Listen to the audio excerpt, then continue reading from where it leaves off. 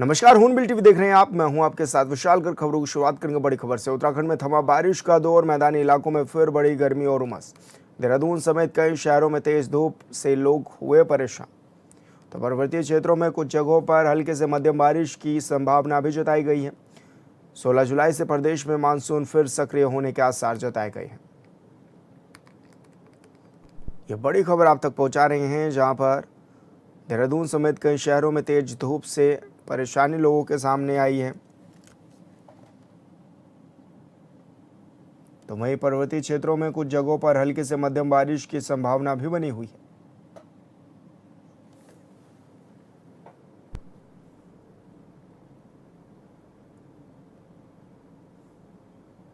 और संवाददाता योगेश आर्य हमारे साथ फोन लाइन पर जुड़ गए हैं। योगेश, एक बार फिर उमस भरी गर्मी लोगों को परेशान करने लगी है।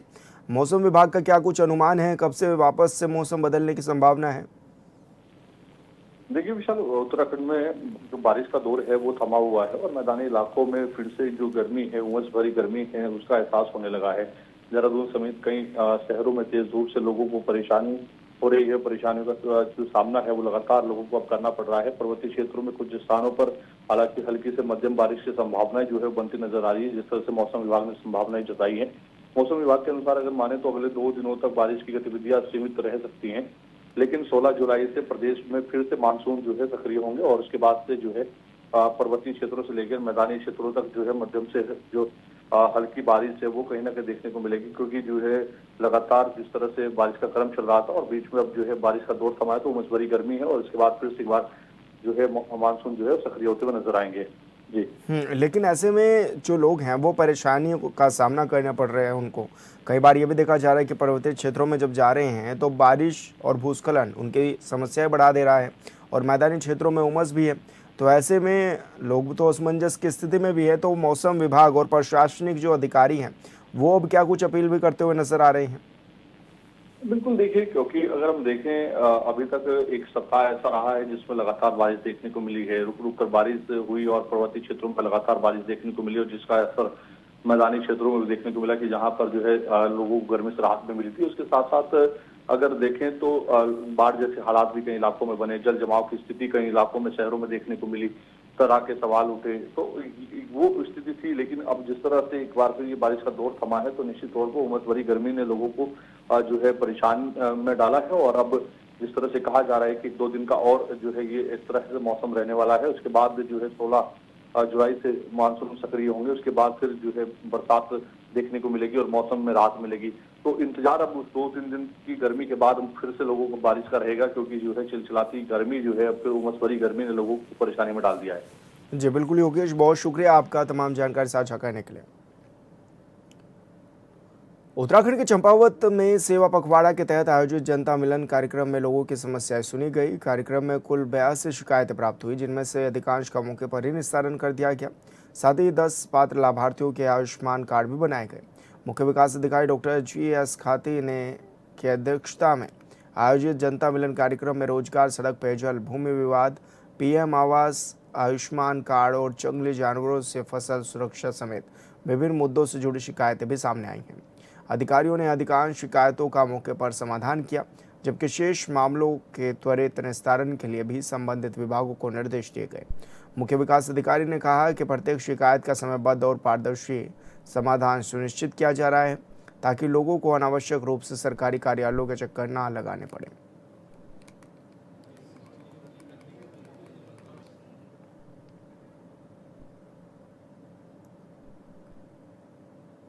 भाजपुर में आयोजित सरकार की महत्वाकांक्षी योजना जन जन के सरकार जन जन के द्वार शिविर सवालों के घेरे में आ गया है। दावा है कि जनता के समस्याओं का मौके पर समाधान नहीं हुआ, लेकिन शिविर में कई विभागों के अधिकारी भी इस दौरान नदारद रहे। दूर दराज से अपनी शिकायतें लेकर पहुंचे लोगों को घंटों इंतजार करना पड़ा, मगर अधिकांश समस्याओं का समाधान नहीं हो सका। इससे लोगों में भारी नाराजगी भी देखने को मिली। जहां शिविर में पहुंचे लोगों ने आरोप लगाया कि केवल औपचारिकताएं पूरी की गई हैं और शिकायतें सुनकर उन्हें आश्वासन देकर वापस भी भेज दिया गया है। लोगों का कहना है कि यदि संबंधित विभागों के अधिकारी ही मौजूद नहीं होंगे तो ऐसे शिविर आयोजित करने का क्या औचित्य है।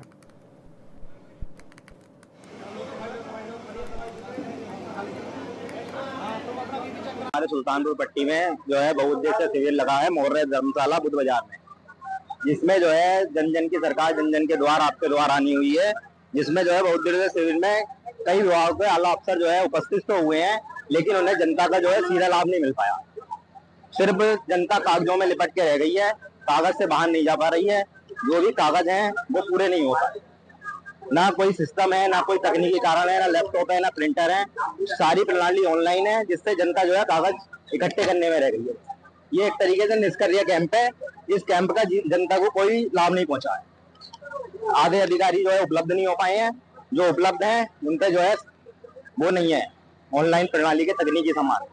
राशन कार्ड जो है बहुत बड़ी समस्या हमारे क्षेत्र के लिए है। आयुष्मान कार्ड इन लोगों को ये तुरंत बनने चाहिए। आधार कार्ड अपडेट का यहाँ पे वो होना चाहिए था। एक तरीके से ये निष्क्रिय कैंप है, इसे जो है पुनः लगाया जाए। शिविर क्यों लगा रखा है जब हमारी समस्या का निस्तारण हो ही नहीं रहा। जब ये लोग वोट मांगने आते हैं तो कहते हैं कि हम इस महीने करा देंगे, ये करा देंगे, वो करा देंगे, और जब हो जाता है तो वही कानून में डीआरपी का नाटक, ये नाटक हमारे क्षेत्र में है, तुम्हारे क्षेत्र में नहीं आता। तो नगर निगम के तुम अध्यक्ष या चेयरमैन क्यों बने हुए हो? आप साफ कह दो कि आप डीएम के पास जाओ, आईडीएम के पास जाओ, या फिर जो सीएम हेल्प पोर्टल पर जो अपनी शिकायत करो।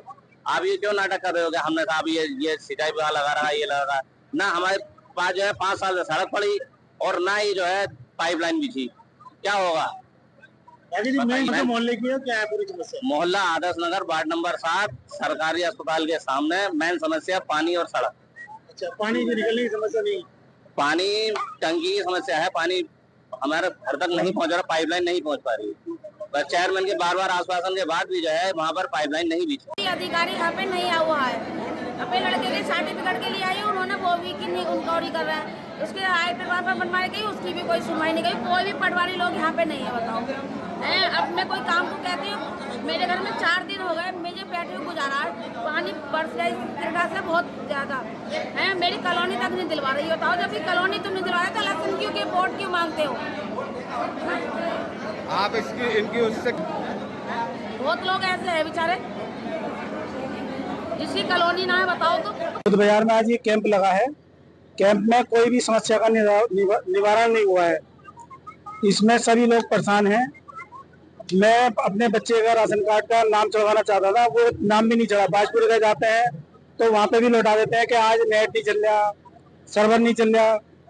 ऐसी चक्कर मार मार के परेशान है सब लोग। यहाँ पे भी कैंप लगा है, यहाँ पे भी कोई काम नहीं हुआ किसी का भी। हाँ, जो थोड़ी सी प्रॉब्लम आई है, जो आधार मशीन है वो थोड़ी लेट पहुँची, मतलब उसका जो कनेक्शन है, बिजली का कनेक्शन, वो थोड़ा लेट हुआ है। बाकी तो कोई दिक्कत नहीं है। तो आधार की समस्या रही है, क्योंकि आधार मशीन भी पहुँच गई थी, लेकिन जो उसका कनेक्शन जो होता है ना, वो लेट हुआ है। तो इसके कारण थोड़ा सा डिले हुआ है। बाकी में कोई प्रॉब्लम, बाकी सारे डिपार्टमेंट से काफ़ी समस्याओं का समाधान है। जन जन की सरकार आपके द्वार के तहत नगर सुल्तानपुर पट्टी बुद्ध बाजार में एक जन शिविर का आयोजन किया गया था, जिसमें कोई भी समस्या का हल नहीं हो पाया। सुल्तानपुर पट्टी की मेन 4 समस्याएं थी: राशन कार्ड से संबंधित, किसान पेंशन से संबंधित, हैंडीकैप से संबंधित। क्या कहते हैं, राशन कार्ड की साइड नहीं चल रही थी, तो कम से कम मैडम को यहाँ पे बैठना चाहिए था। उन्हें बच्चों के नाम दर्ज हाथों हाथ करने चाहिए थे। ऐसी कोई व्यवस्था यहाँ नहीं थी।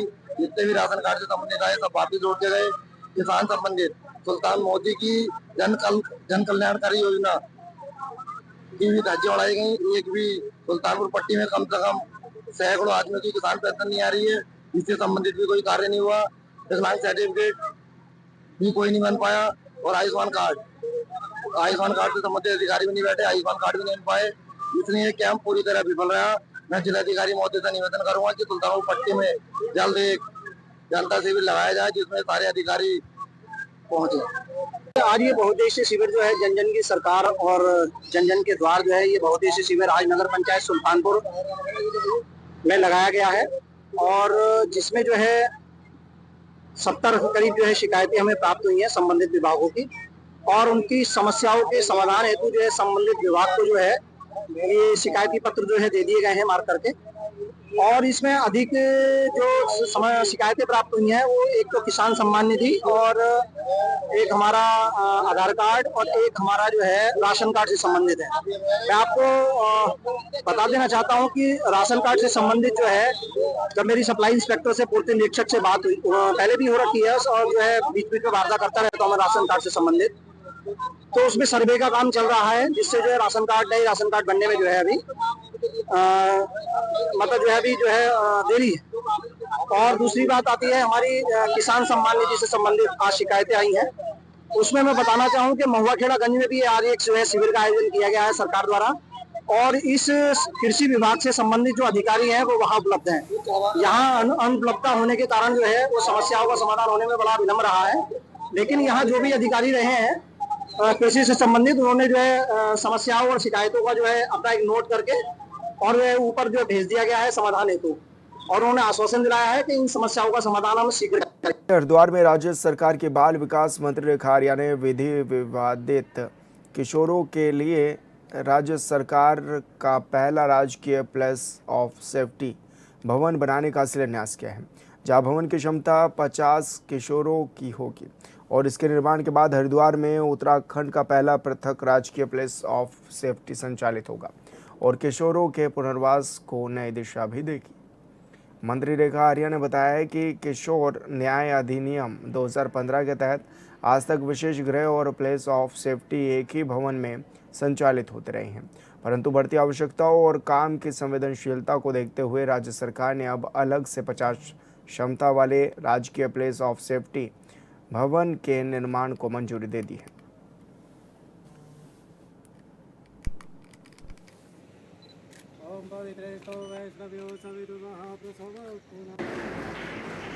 दो 2027 विधानसभा चुनाव की तैयारियों में जुटी कांग्रेस ने पछवादून में संगठन को मजबूत करने की कवायद तेज कर दी है।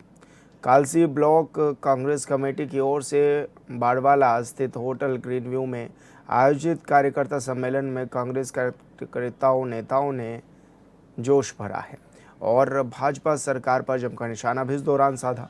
सम्मेलन के दौरान 41 लोगों ने भाजपा छोड़कर कांग्रेस की सदस्यता ग्रहण भी की है। नेताओं ने इसे कांग्रेस के प्रति बढ़ते जन समर्थन का संकेत बताया और 17 जुलाई को देहरादून में आयोजित होने वाले राहुल गांधी के छात्रों की गूंज कार्यक्रम में अधिक से अधिक संख्या में पहुंचने का आह्वान भी किया।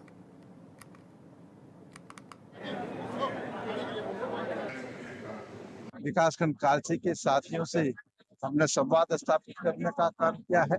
आज बहुत सारे लोगों ने भारतीय जनता पार्टी को छोड़ करके कांग्रेस में आने का काम किया है और 2027 की जो चुनौती है उस चुनौती पर हम निश्चित रूप से पार पाने का काम करेंगे। 17 जुलाई को राहुल जी 5:30 बजे जो है देहरादून आ रहे हैं। छात्रों की गूंज, और राहुल जी को क्यों आना पड़ रहा है वैसे तो आपको जानकारी है, लेकिन मैं कहना चाहता हूं किस प्रदेश के अंदर आपने देखा होगा जब परीक्षाएं होती प्रश्न पत्र लीक हो जाते हैं, और जब नीट की परीक्षाएं उसका प्रश्न पत्र लीक हुआ तो राहुल जी ने इस बात को कहा कि हम छात्रों की इस लड़ाई को लड़ने का काम करें। चंपावत जिले के लोहाघाट उप जिला चिकित्सालयों से शासन की तरफ से एक साथ 4 विशेषज्ञ चिकित्सकों का स्थानांतरण किया गया है। साथ ही उनके बदले अभी तक कोई प्रतिस्थानी नहीं भेजा गया है। एक साथ 4 विशेषज्ञ चिकित्सकों के स्थानांतरण पर लोहाघाट के कांग्रेस विधायक खुशहाल सिंह अधिकारी ने गहरी नाराजगी भी जताई और कहा कि उनके प्रयासों से लोहाघाट उप जिला चिकित्सालय में शासन की तरफ से विशेषज्ञ चिकित्सकों की तैनाती की गई थी, जिसके चलते क्षेत्र की गरीब जनता को बेहतर उपचार अस्पताल में मिल रहा था। उन्होंने आरोप लगाते हुए कहा है कि सरकार को ये रास नहीं आया और एक साथ 4 विशेषज्ञ चिकित्सकों का स्थानांतरण कर दिया गया। लोहाघाट विधायक अधिकारी ने चेतावनी देते हुए कहा है कि अगर विशेषज्ञ चिकित्सकों का स्थानांतरण नहीं रोका गया तो वो जनता को साथ लेकर आंदोलन शुरू कर देंगे, जिसकी पूरी जिम्मेदारी बीजेपी सरकार की होगी। इस दौरान लोहाघाट विधायक ने अस्पताल में भर्ती मरीजों का हालचाल जानकर चिकित्सकों से उनके स्वास्थ्य के बारे में जानकारी भी ली है।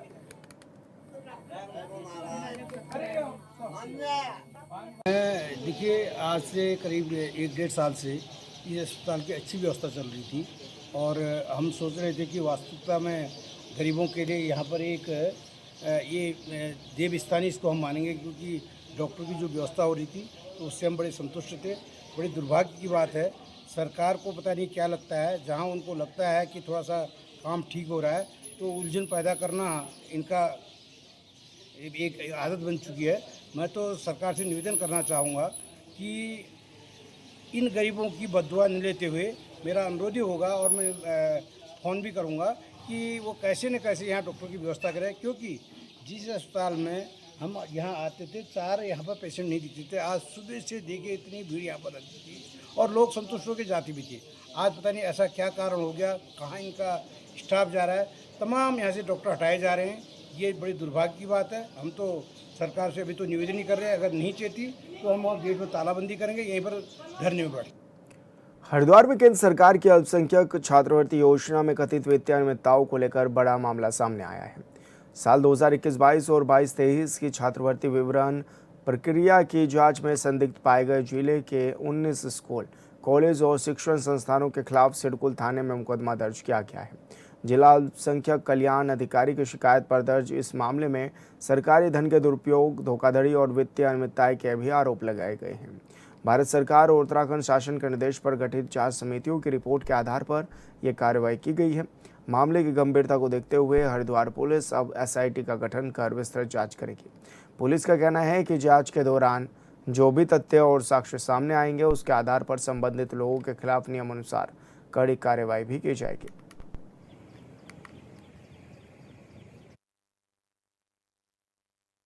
देखिए, इसमें कुछ शिकायतें प्राप्त हुई थी और अल्पसंख्यक विभाग के द्वारा इसमें जांच कराई गई थी, और जांच में जो फाइंडिंग्स आई हैं उसके बाद उनके द्वारा तहरीर दी गई है, और उसमें अभी जैसा बताया गया है कि पुलिस के द्वारा मुकदमा दर्ज किया गया है, और मुकदमा दर्ज करने के बाद जो भी आगे फाइंडिंग्स होगी उसके बाद आगे की कार्रवाई की जाएगी। कितने शिक्षा संस्थान हैं? अभी 19 की सूचना प्राप्त है, और इसके अतिरिक्त जितने भी शिक्षण संस्थान हैं, अगर ऐसे कुछ और भी प्राप्त होते हैं विवेचना में, फिर उन पर भी कार्रवाई होगी। पंजीकृत हुआ है, जो कि जिला समाज कल्याण अधिकारी द्वारा पंजीकृत कराया गया है, और इसमें विभागीय जांच हुई थी, और पहले इनकी विभागीय जांच में ये पाया गया है कि टोटल 19 संस्थान हैं हरिद्वार में जिनमें अनियमितताएं पाई गई इनके द्वारा विभागीय जांच में। और इसमें नेशनल स्कॉलरशिप पोर्टल है NSP, जिसमें 2021-22 और 22-23 में जो छात्रवृत्ति वितरण हुआ है उसमें अनियमितताएं पाई गई, और उस संबंध में इनकी विभागीय जाँच के बाद इनके द्वारा तहरीर देके कल मुकदमा लिखा गया है इसमें सिडकुल कोतवाली में। और इसमें जनपद स्तर पे एक SIT फॉर्म हुई है, जो कि CO सदर सुरेश चंद बलूनी के अंडर में है, और इसमें थानाध्यक्ष सिडकुल हैं और साथ में इनके 4 लोग और हैं। और अब इसमें प्रयास रहेगा कि टाइम से एक प्रॉपर इन्वेस्टिगेशन करके इसको हम वाइंड अप करें, और जो भी प्रगति होगी भविष्य में फिर आपसे शेयर करेंगे। उत्तराखंड के अल्मोड़ा जिले के द्वाराहाट क्षेत्र में बिना पंजीकरण संचालित एक गौ सदन में गोवंश के रखरखाव को लेकर सवाल उठे हैं।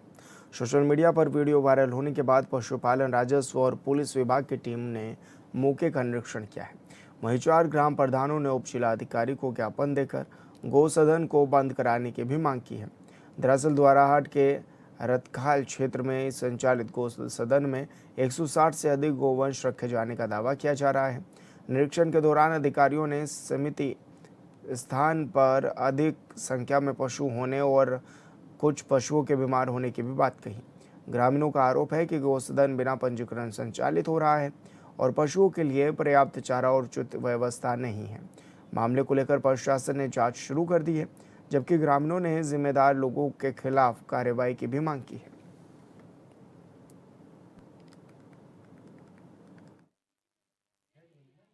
उनके साथ एग्रीमेंट हुआ है। अभी हमने जो देखा गया, इसमें जो व्यवस्था है इनके एक्चुअली सबसे बड़ी चीज़ मैं ये कहूँ कि शेड की व्यवस्था नहीं है। सबसे पहले जानवर के लिए शेड होना बहुत ज़रूरी है। चाहे आप टिन शेड बनाएं, चाहे आप लेंटर का बनाएं, तो टिन शेड भी बना सकते हैं। उसमें जो है गोबर और मूत्र के जाने के लिए जगह होनी चाहिए, नाली होनी चाहिए, नीचे उसका एक स्टोर होना चाहिए ताकि पानी इधर उधर ना जाए, हो गंदा पानी, और एक उसमें स्टॉक हो। और प्रति जानवर देखा अभी यहाँ पर जो देखने में आ रहा है, थोड़ा कीचड़, ये बारिश की वजह से ज़्यादा देखने में आ रहा है। बट ये है कि जहाँ तक मेरा ख्याल है 8 गुणा 10 स्क्वायर फीट कम से कम बता रहा हूँ। वैसे 10 गुणा 10 स्क्वायर फीट एक पशु के लिए जगह चाहिए, जो कि मानकों के आधार पर नहीं है। मेरे पास यहाँ पर जितने भी जानवर हैं, 80 जानवर यहाँ पर हैं, उनका रात्रि रहने का मेरे पास निवास स्थान है और उनके लिए पर्याप्त भोजन की यहाँ पर उचित व्यवस्था है। ठीक है। और जहाँ पर आगे जगह पर जो गौ सदन बनाया गया है, वहाँ पर भी उनके लिए जो है 3 आदमी वहाँ पर हायर किए गए हैं, जिसमें वहाँ पर की एक 70-75 जानवर वहाँ पर रखा गया था। मेन प्रॉब्लम ये हुई क्योंकि जो 2 तारीख से लेकर 7 तारीख तक रेगुलर रेन वाटर होने की वजह से गौ शेड के अंदर में से जब उसी के अंदर में से जो है कहीं से आधा इंची, 1.5 इंची, 1.25 इंची उसी के सेटअप के अंदर से पानी निकलने लग गया और गायों की अस्त व्यवस्था वहाँ पर इतनी भयानक हो गई। जब मैं वहाँ गया देखने के लिए तो मैंने उनको तुरंत वहाँ से बाहर निकाला, क्योंकि इसके अंदर में जो हमारे यहाँ के एरिया के जानवर हैं उनको ये चीज सूट है इतना देर खड़ा रहने की। अब जो बाहर से आए हुए हैं जानवर उनको जो है यहाँ के क्लाइमेट उनको सूट नहीं हुआ, और कोई भी वृद्ध जानवर 12 घंटे या 8 घंटे से ज़्यादा खड़ा नहीं हो सकता, क्योंकि वो कीचड़ के अंदर में 12 घंटे 14 घंटा खड़ा होने के बाद ये टी शर्ट से अलावा भी कहीं गायों को रखने की व्यवस्था है जहाँ पर वहाँ पर जो 2 टीन शेड बनाए गए हैं, एक बाहर के लिए एक अंदर के लिए। कितने जानवर टीन शर्ट के अंदर रह रहे हैं? ये तो खुले में रह रहे थे आपके जानवर? मेरे जानवर कोई भी खुले में नहीं रह रहे थे, ना वहाँ रह रहे थे। आप जाके वहाँ पे निरीक्षण अभी भी कर सकते हैं। नैनीताल जिले के ओखला कांडा क्षेत्र में एक पेड़ मां के नाम अभियान के तहत राजकीय इंटर कॉलेज परिसर में वृक्षारोपण कार्यक्रम आयोजित किया गया। इसमें वन विभाग विद्यालय के छात्र छात्राओं, शिक्षकों और ग्रामीणों ने भाग लेकर विभिन्न प्रजातियों के पौधे लगाए हैं। भूमि संरक्षण वन प्रभाग की ओर से आयोजित कार्यक्रम के दौरान तेजपात, हरड़, बेहड़ा, घिकारू समेत पौधे रोपण किए गए हैं। इस मौके पर वन विभाग के अधिकारियों ने विद्यार्थियों और ग्रामीणों को वृक्षारोपण, पर्यावरण संरक्षण और लगाए गए पौधों की देखभाल के महत्व के बारे में जागरूक भी किया है। साथ ही लोगों से वनों को आग से बचाने और किसी भी संदिग्ध गतिविधियों की सूचना तत्काल वन विभाग को देने की भी अपील की गई है।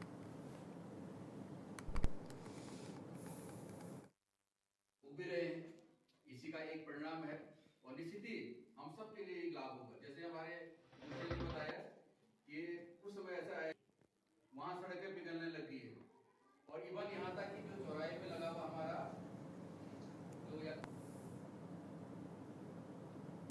और फिलहाल इस बुलेटिन में मेरे साथ इतना ही। आप देखते रहिए हॉर्नबिल टीवी। नमस्कार।